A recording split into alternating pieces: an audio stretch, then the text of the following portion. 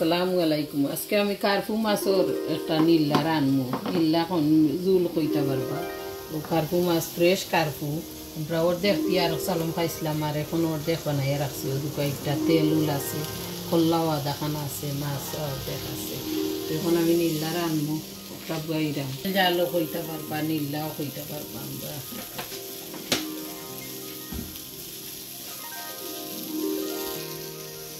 আমরা এক সুটকি জিরা দিরা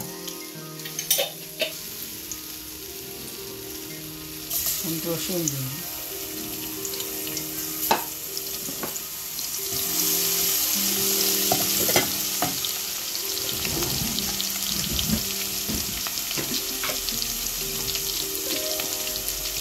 দুই টুকরা তেজপাতা,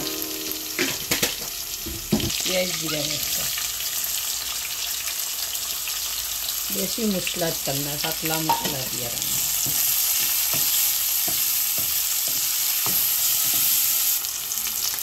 পরিমাণ মতো লবণ,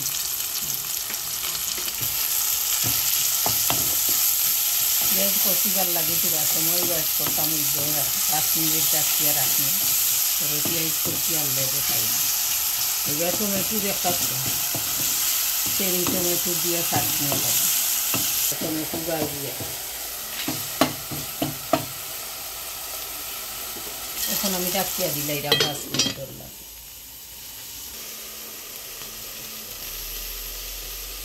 চাটনির লাগে মরিচ আর রসুন ভাজিলে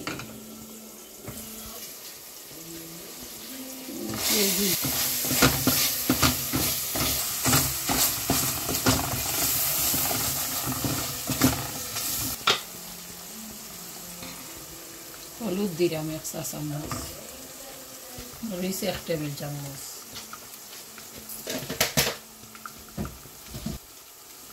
মাখর 1 চা চামচ। কোনো মশলা দিতাম না আমি মাছের লাগে। পাতলা জুলে রান্নু এর লাগে পাতলা মশলাও। গরম মশলা এটা দিলে ডিফারেন্ট টেস্টও যায় গিয়ে। একটু বড়ো মাছও যদি সামান্য গরম মশলা দিই, ফুটার দিতাম না গরম মশলা। পানিয়া ফুটা দিলাই মশলার কাঁচা গন্ধ যাইতে। এখন আমি ডাকিয়া দিলে পুরা মশলা কষি গেলে করে দিই। শুকনা মরিচ দিয়ে দিল, চেরি টমেটো চাটনি একটা ডাকিয়া দিচ্ছি।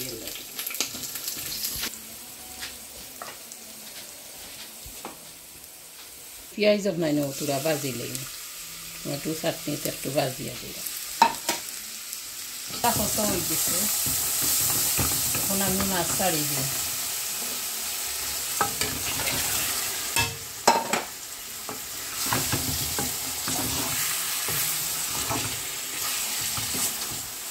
ফ্রেশ কার্পু, এই দেশ ফ্রেশ কার্পু লইতে মিলে ফ্রেশ কার্পু লাগে।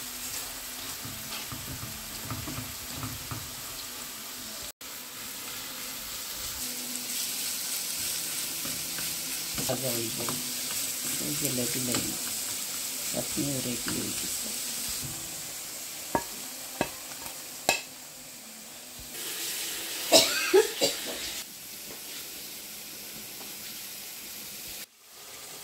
কাঁচামরিচ দিছি, ফেললে জল দিলাম।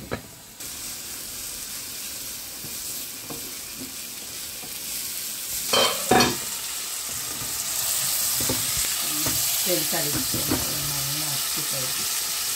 এখন আমি জল দিলে আর মশলা একটা লাগলে রাঁধি দিই। পাতলা জল দিয়ে আসি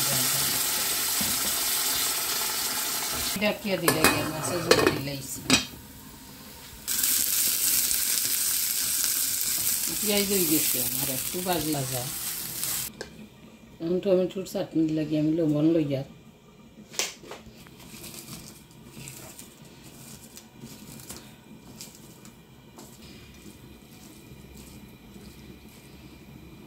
মাখর পাতা গরম আস্তে আস্তে মাখাইতাম।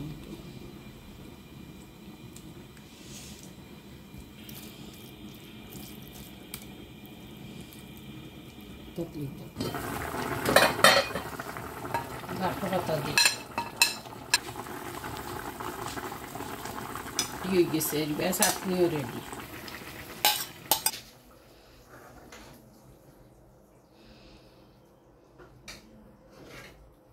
গেছে গিয়ে আমার কার্ফু মাছের পাতলা ঝোল আর একটা টমেটোর চাটনি চাটনি কইনিকটারে একটা কুলা দিয়া কি চাটনি এমনি টমেটোর তো সালাদ বানাই খাই একটা টমেটোর চাটনি ভাতর লগে এগু খাইতে সুস্বাদু হয় ওলা খাইবা খাইয়া দেখবা আর কার্ফু মাছের নিলা ফ্রেশ কার্ফুর নিলা ওলা রান্ধিয়া খাইবা তেল জালও কইতে পারবা পাতলা জুলও কইতে পারবা নিল্লাও কইতে পারবা আমরা নিল্লাও কোনো সময় কই তো বালাতা বুনাও কইতে পারবা যে যেটা চাই নকটা কইতে পারবা ওলা রান্ধিয়া খাইবা লাইক শেয়ার করবা সাবস্ক্রাইব করবা থ্যাংক ইউ ধন্যবাদ আসসালামু আলাইকুম